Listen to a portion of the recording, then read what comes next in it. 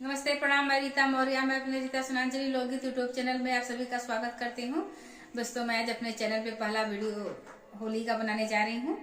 तो मैं आज आप लोगों को एक होली गीत सुनाने जा रही हूँ। आप लोगों को कैसा लगा हमें कमेंट में बताएं और हमारे वीडियो को लाइक करें, चैनल को सब्सक्राइब करें। तो उड़े सगरो गुलाल, उड़े सगरो गुलाल, फागुन महीना आइल बाय।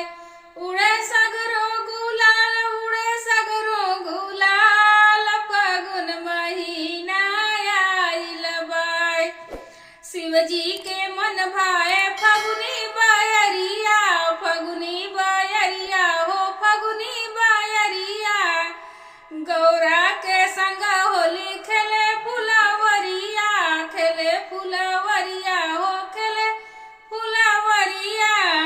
पिए भांग धतूर, पिए भांग धतूर, फागुन महीना आइल बाय।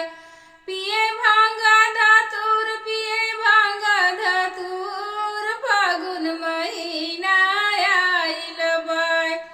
उड़े सगरो गुलाल, उड़े सगरो गुलाल, फागुन महीना आइल बाय।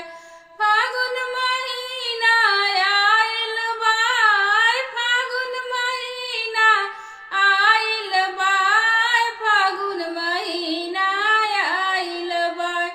उड़े सगरो गुलाल, उड़े सगरो गुलाल, फागुन महीना आइल बाय।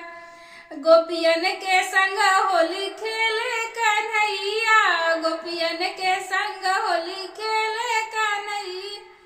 राधा रानी के पकड़े कलैया, राधा रानी के पकड़ा कलैया।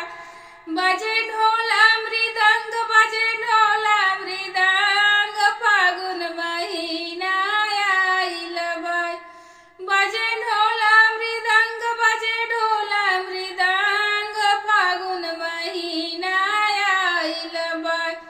उड़े सगरो गुलाल, उड़े सगरो गुलाल, फागुन महीना आइल बाय। उड़े सगरो गुलाल, उड़े सगरो गुलाल, फागुन महीना आइल बाय। सजना के संग होली खेले सजनिया, सजना के संग होली खेले सजनिया। हाथ में चूड़ी खन के पाँव पैजनिया, हाथ में चूड़ी खन के